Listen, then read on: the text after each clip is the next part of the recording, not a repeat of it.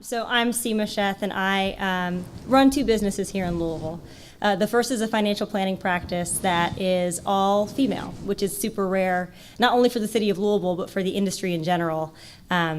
Finance is still 92% male and fewer than 8% female.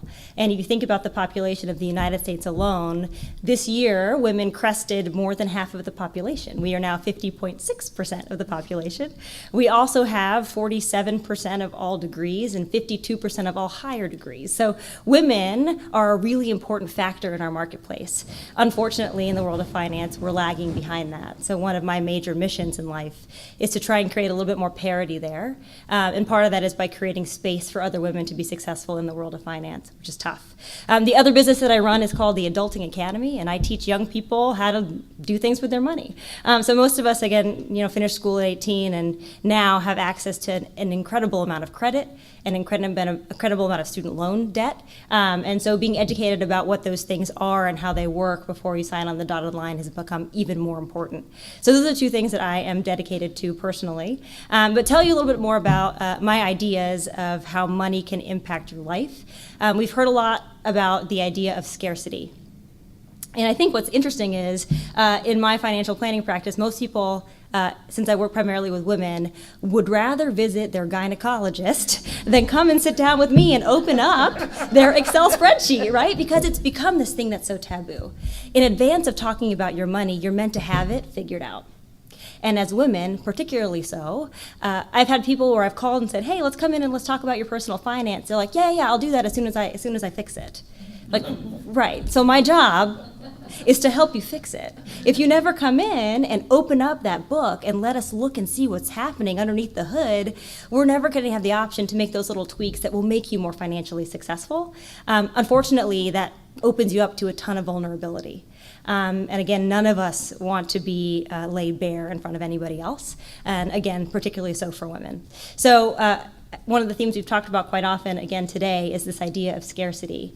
And what's interesting is that, and in the book she talks about it, money is a completely man-made construct. We made it up. And unfortunately, in this day and age, it has become one of the most important aspects of our lives. And it's made up. For most of you, the money that you own isn't even a physical thing. It's a bunch of zeros and ones that belong inside of a computer program that have no physical representation anywhere. And yet that thing, that abstract, controls so much of your life. I have so many clients that unfortunately are not quite where we are in our conversation today. They're not thinking about how to be more fulfilled in their money life. They're thinking about how to get control of their money life. Because it's the thing that keeps you up at night. It's the thing that makes you feel insecure. It's the thing that makes you feel badly about yourself. And it's made up. So my goal in working with people with money is to change that narrative. And that change in narrative happens when we shift the paradigm mentally in how we think about money. So even in advance of us talking about how we invest that money in a socially responsible way, we need to think about what our relationship with money truly needs to look like. And an exercise that I would encourage all of you to do after today is what I call backwards budgeting. So most of us budget front ways, which means we look and see how much money we make. And then from that number, we decide how much money we're going to spend on rent, how much money we're going to spend on mortgage, how much money we're going to spend on kids' education, how much money we're going to save. And then maybe if there's some money left over, let's give some away too. I encourage people to think about their money in the reverse. What do you need your life to look like? And what do you want your life to look like?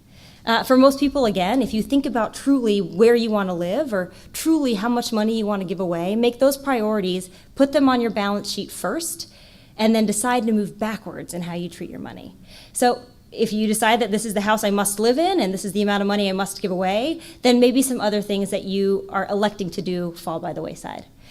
Or the idea of planning. Maybe this idea that you need to be finished working by the time you're 65 doesn't apply to you. Maybe you're cool working until you're 72, and that gives you some space today to feel a little bit more free with your money. I think shifting the way that we talk about our money, shifting the way we feel about our money in the present will allow you to have that roadmap to the future and allow you to have some space to give yourself grace when it comes to your money. Another interesting thing that I've found is oftentimes this scarcity mentality causes this need to hoard money. Until my bank account feels fully fleshed out, I'm not going to be able to spend money, give money away, feel good about my relationship with my bank account. And again, that happens because you don't understand the roadmap. You don't understand where you're trying to go financially.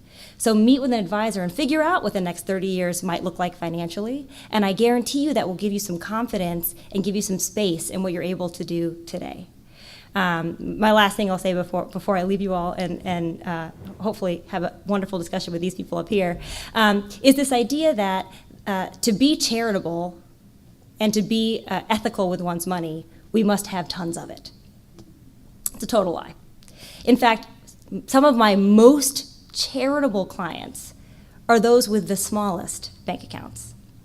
Because for them, giving back, and for them investing responsibly, and for them caring about their family are paramount. They're more important than making sure that their bank account is impressive to somebody who looks at it.